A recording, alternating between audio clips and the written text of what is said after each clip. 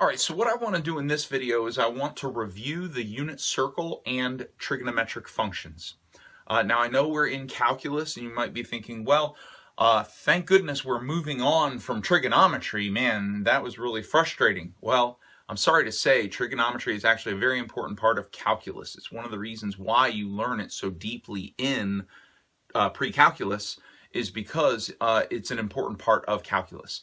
All of the things that we do in calculus are going to apply to trigonometric functions, and trigonometric functions are an important part of the learning that we do in calculus. So you need to have the unit circle and the trigonometric functions fresh in your mind as you are learning calculus. At the end of this review video, I'm also going to do some applications. We've already learned a little bit about limits, and what I'm going to do is I'm going to apply what we've learned about limits to trigonometric functions so that you can see how trigonometric functions fit into, or how trigonometry fits into what we've learned about limits. Okay, so here's the unit circle. We got 16 important points. Remember that the unit circle has inputs that are angles. We usually put the angles, or I tell you to put the angles on the inside of the circle. And then the coordinates for each of these points are the output values. The coordinates, remember, represent the cosine and sine of whatever angle is there. So let's remember that this is the initial side right here. And if the terminal side is on top of the initial side, so it hasn't opened at all, we have a radian angle measure of 0, right? But as this angle opens up, so like as we open up to right here, this angle theta, okay, this angle theta, this is the terminal side right here. Here at this point is pi over 6. Up here this is pi over 4. Up here this is pi over 3. Then over here is pi over 2. Then over here is 2 pi over 3. 3 pi over 4. 5 pi over 6. And then all the way around 180 degrees, 180 degree angle, theta is pi. Remember, pi is equal to 180 degrees. Now, it's important that I tell you something about calculus. In calculus, we do not use degrees. When we do trigonometric functions, it is all in radians. Okay, so that's the first thing you need to understand as we're reviewing this. Okay, now you may have several neat ways of remembering these angle measures. Go ahead and use whatever works best for you, but you have to remember the unit circle. Coming back around here, we have 7 pi over 6. We have 5 pi over 4. We have 4 pi over 3. Down here we have 3 pi over 2. Over here we have 5 pi over 3, 7 pi over 4, and lastly 11 pi, well really not lastly, we have 11 pi over 6, and then going back to the beginning, 360 degrees is 2 pi. Okay, now recall, now we're going to enter in all of the coordinates. Now, I like to start off with these 4 points, north, south, east, and west, right? Okay, so this is the x-axis and this is the y-axis. So if this is the origin, the point 0, 0, then over here, remember that's the point 1, 0. Up here at the top is the point 0, 1. Over here left of the y-axis, where x is negative, -1 and 0. And down here is 0 and -1. Why? Because we're below the x-axis 1 unit, and so y is equal to -1. Okay. All right, and then fill in over here. Remember this one is square root of 3 over 2, 1/2. The middle one here is square root of 2 over 2, square root of 2 over 2, right? Okay. And then up here, pi over 3, that one is the reverse of pi over 6, right? So 1/2, square root of 3 over 2, okay? And now once we know that, remember this is the first quadrant right here. So all of the points are positive, positive. But when we come over here to the second quadrant, we're basically just reflecting these same points sideways, but except all of them are, the x's are negative, parentheses, x's are negative and the y's are positive, right? And so we're just going to bring this 1 and square root of 3 over 2 over to this point, but we're going to make it negative, or excuse me, 1/2, -1/2 and positive square root of 3 over 2, because the x is negative and the y is positive, right? Then for this 3 pi over 4, again, it's square root of 2 over 2, but it's negative square root of 2 over 2 and positive square root of 2 over 2. And then this one right here is going to be negative square root of 3 over 2, comma, positive 1/2. All right? Coming down here, this is the third quadrant where the x's are negative and the y's are also negative. Makes a neat little face here. You can see that. There's the squinting eyes with the nose, right? Okay, so down here, 7 pi over 6, we're going to reflect this point, negative square root of 3 over 2 and 1/2, except they're both going to be negative now. So it's going to be negative square root of 3 over 2, comma, negative 1/2. Here, 5 pi over 4, it's an over 4, so both of them are the same. They're both square root of 2 over 2, except now it's negative square root of 2 over 2, comma, negative square root of 2 over 2 for that point. And then down here is the reverse of this one. So we're going to have the negative 1/2, comma, negative square root of 3 over 2. Sorry, it's kind of ugly looking. Sorry about that. That's a 1/2. This is really ugly looking. That's a 1. That's a 2 right there. This is a negative. And coming over here, we're going to reflect this point. In the fourth quadrant, the x's are positive, but the y's are negative. So here, this one is going to be positive 1/2, comma, negative square root of 3 over 2. This one is going to be positive square root of 2 over 2 and negative square root of 2 over 2. And then this point right here is going to be positive square root of 3 over 2, comma, negative 1/2. And there are our 16 points. This is our unit circle.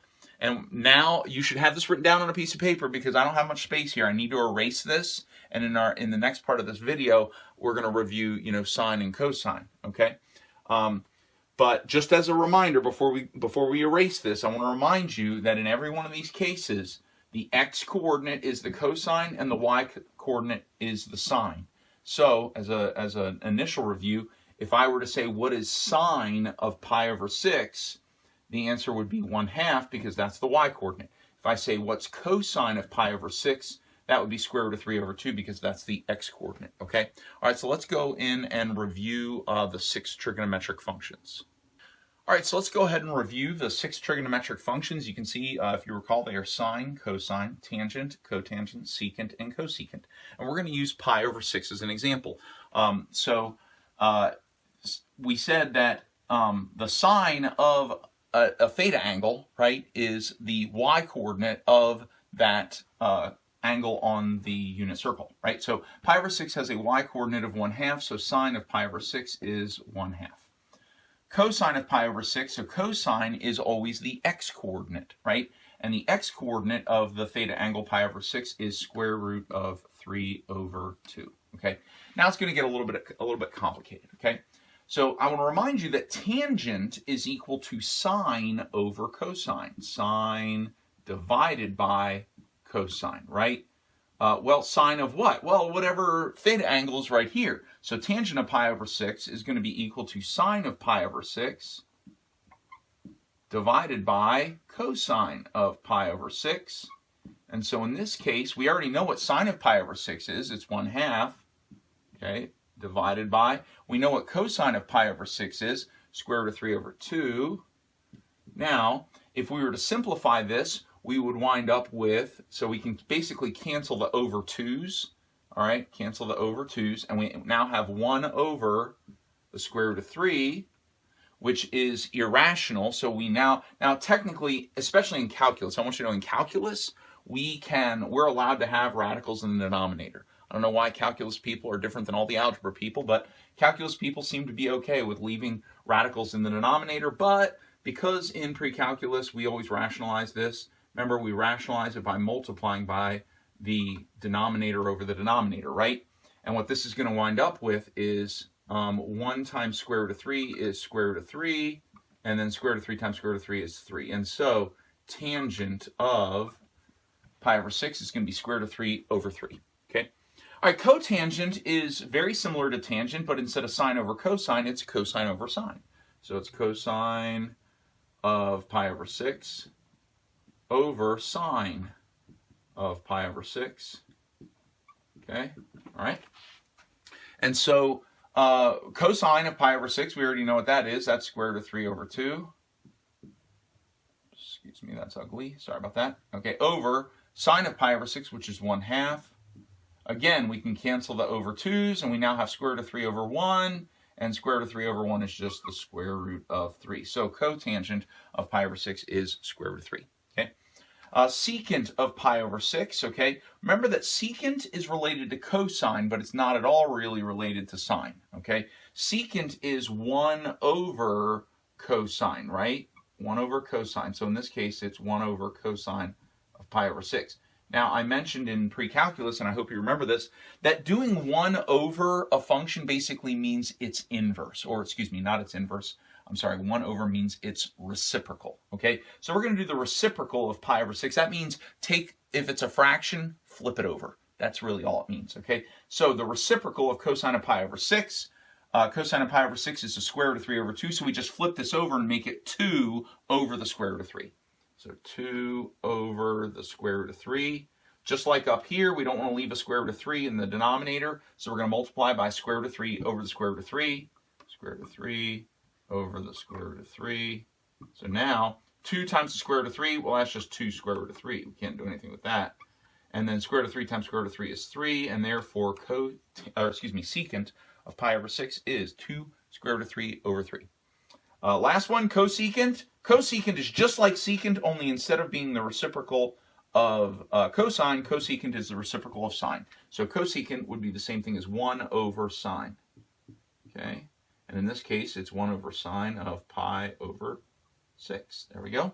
All right, so let's go back to sine of pi over 6, which is 1/2, and then cosecant is going to be the reciprocal of 1/2. So instead of 1 over 2, it's 2 over 1. 2 over 1, which very simply is 2, and therefore cosecant of pi over 6 is 2. Okay, so I just want to do a quick review of the 6 trigonometric functions. Okay, and now what I want to do is I want to briefly review the shapes of the trigonometric functions as functions, meaning instead of sine of pi over 6, sine of x and cosine of x and tangent of x, etc. Okay, and so what I think we'll do is we'll do that review in Desmos so that we can see the shapes of the graphs. Okay, so here we are in Desmos, and we want to recall the equations or the functions, the curves of the 6 trigonometric functions. And so look, I want you to notice here we have our y-axis set at increments of 1, 1, 2, 3, 4, 5, -1, -2, -3, -4, -5. But I want you to notice I have the x-axis set, instead of in 1, 2, 3, 4, 5, I have it set at in pi's. So here's pi over 2, and here's pi. Here's 3 pi over 2 and 2 pi. I hope you recall that from trigonometry when we did that. So let's go ahead and look at the graph of sine of x. So I'm going to turn that one on. And you can see here that sine starts at 0, 0, because sine of 0 is 0. And we know that sine of pi over 2 is 1, okay? And so that's why it goes up to 1. And we know sine of pi is 0. That's why it goes back down to 0. We know that sine of 3 pi over 2 is -1. That's why it goes down here to -1. And we know that sine of 2 pi is 0. That's why, if you recall, it starts at 0, goes up to 1, then down to 0, then down to -1, then back up to 0. Then it does it all over again, okay? It's an eternal wave here, right? An infinite wave where it goes up, down, then up, then up, then down, then up. That is the nature of sine. It through infinity goes up to 1, down to -1, and back up to 0. From 0 up to 1, down to -1, then back up to 0. Okay. All right. If you recall, cosine looks just like sine, only it's a phase shift sideways. Only instead, cosine starts at 1 because cosine of 0 is 1, cosine of pi over 2 is 0, cosine of pi is -1, cosine of 3 pi over 2 is 0, and then cosine of 2 pi is 1. So it starts at 1, it goes down to -1 by passing through 0, and then back up to 1 by passing through 0 again. Can't get from 1 down to -1 without passing 0, and we're going to learn that next week when we learn about the intermediate value theorem. All right, so now let's talk about tangent. Tangent's a little weird, right? Tangent has this weird shape. Now, what I want to remind you about tangent is that it has a whole bunch of vertical asymptotes. Its curve gets split up by this cycle of vertical asymptotes. There's a vertical asymptote at pi or -pi over 2, then pi over 2, then 3 pi over 2, 5 pi over 2.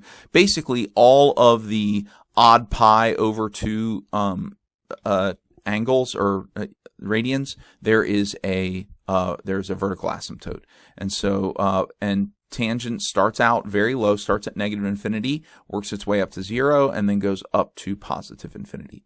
Cotangent does something very similar, but instead it has a negative slope, and it has its vertical asymptotes at the pi's. So negative pi, 0, pi, 2 pi, 3 pi. At all the whole number pi's, there is a vertical asymptote, and cotangent starts at positive infinity and then passes 0 and then goes down to negative infinity. Okay?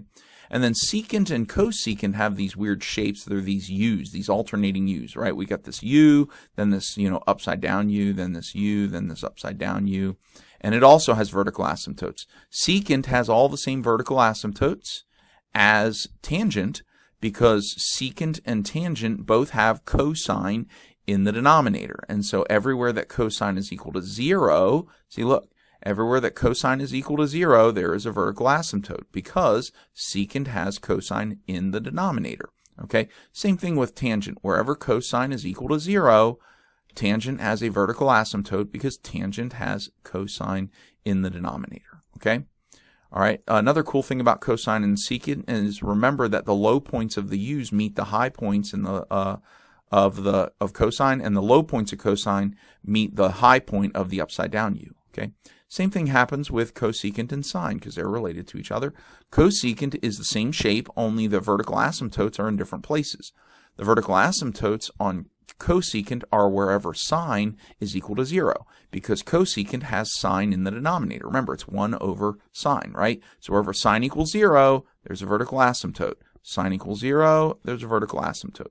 Same thing for cotangent because cotangent also has sine in the denominator. So wherever sine equals 0, cotangent has a vertical asymptote. Sine equals 0, vertical asymptote, sine equals 0, vertical asymptote. Okay? And so these are the basic shapes of the trigonometric functions. The reason this is important is because we are going to talk about limits of trigonometric functions, and one in particular that I want you to memorize. So let's go back to the whiteboard. All right, so now that we remember trigonometric functions, and that they are curves and that they can have varying output values depending on your input value, right?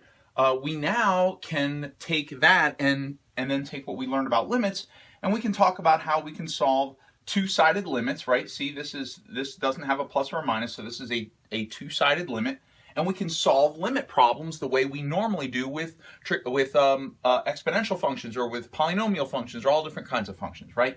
So when we see what is the limit of sine of x as x approaches pi over 6, see what we have to understand, because x is a theta angle, these values here oftentimes can be in radians, okay, like pi or pi over 6.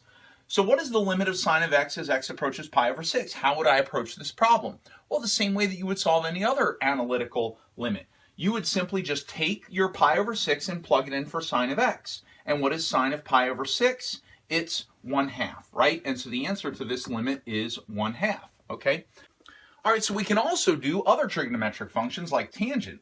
Like, let's say that we have the limit as x approaches pi over 2 of tangent of x. Well, we can solve that simply by plugging in pi over 2 in for tangent, right? Okay, well, remember, though, that tangent is sine over cosine, right? Sine over cosine. So we're going to need to do sine of pi over 2 divided by cosine of pi over 2. Well, recall that sine of pi over 2 is 1, and cosine of pi over 2 is 0. Uh-oh. So now we have a situation just like in the analytical limits where we have not 0 over 0. Well, when we have not 0 over 0, remember that that means a vertical asymptote, and therefore there is no limit on this particular function because there is a vertical asymptote. So we can have a regular numerical answer just like we did in regular limits with polynomials, and we can also have no limit if there happens to be a vertical asymptote. And remember that tangent, cotangent, secant, and cosecant all have vertical asymptotes. In fact, they're repeating vertical asymptotes. Sine and cosine don't have any vertical asymptotes, therefore they should always have an answer if all you have here is just sine of x or cosine of x, okay? But now we're going to look at a situation where we come up with the 0 over 0. All right, so this is an infamous limit right here. Okay, so we have the limit as x approaches 0 of sine of x over x, and this is probably one of the most important limits that you can know the answer to. Okay, and we're going to get the answer to it in just a minute. So the first thing we would normally do is we would plug the 0 in for x here and here. Well, if we put a 0 here for x, we get over 0, so we already have a problem. But if we put a 0 up here, well, what is sine of 0? Sine of 0 is 0. And so we wind up with 0 over 0 on this limit. Now, that doesn't mean, hey, we're done, there's no answer or something like that. Remember, when you get 0 over 0, you now have to do more work. All right. What I'm going to do is I'm going to link for you. Now, this is at your discretion. If you want to watch the video, there's a great video from Khan Academy where they prove analytically the limit as x approaches 0 of sine of x over x. But what we're going to do instead is we're going to use a graphing calculator and find out. Okay, so we're going to go to y equals, actually, what we'll do is we'll just create a table of values, shall we? All right, so what we'll do is, because we're doing x approaches 0, we need to do from the positive and the negative, right? So we'll go, let's say, negative 0.003, negative 0.002, negative 0.001, and then we know that if we plug in 0, we're not going to get an answer, so we're going to go to 0.001, 0.002, and 0.003, and we're going to see, and we're going to put in here sine of x over x and see if we can get close to the right answer, okay? So I'm going to plug negative 0.003 in for x here. So I'm going to do sine of negative 0.003, sine negative 0.003, close parenthesis, then divide by, what am I dividing by? Well, I'm dividing by negative 0.003, right? And I get 0.99, a lot of 0.999s, 0.9999. If I do the same thing, now I'm going to change it to 0.002. Again, I get 0.999, but it's actually, if you look at the decimals farther out, it's a little larger than 0.999. And then if I do the same thing with 0.001, I wind up with, again, 0.9999. Okay? All right, now I'm going to do the same thing with positive 0.003 and see what I get. And again, I get 0.999. And then if I do 0.002, I get 0.999 again. Now, you might think, oh, I put that under the wrong one, 0.9999. But again, the 0.999 is actually getting larger and larger and larger. Here, from here, it's getting larger and larger. So what's happening is, this is like 0.99997, this is like 0.99998, and this one's like 0.99999. Same thing here, 7, 8, and 9. I'm just approximating here. And so what you can see here is that as x is approaching 0 from both sides, sine of x is approaching 1. And so that's why I just want to show you, this is numerical, but you can also look at a graph and you can see that it's approaching 1. And if you did it analytically, you would see that the answer is indeed 1. And so all I want you to get really from this video right here is the answer to this. I'm going to put this in the quiz. I'm going to ask you, what is the limit as x approaches 0 of sine of x over x? And all you have to do is put in an answer of 1, because that is the correct answer. Once you know this limit right here, once you understand the answer to this limit, you can do pretty much any other limit of a trigonometric function. If you wind up with 0 over 0, what you typically wind up doing is algebraically manipulating it using identities, trigonometric identities, and you always or oftentimes wind up with sine of x over x in the function, which you then just simply replace with 1. Okay, now we're not going to do a lot of that in this class. Actually, we're not going to do any of that in this class, but I just want to show you that is how you would do it, because if you take another calculus class in the future, that professor may expect you to do that. Okay, all right, so that's it for review of trigonometric functions and trigonometric functions as limits approaching a specific value. Okay, but in the next set of lessons, we're going to revisit trigonometric functions because we're doing limits at infinity.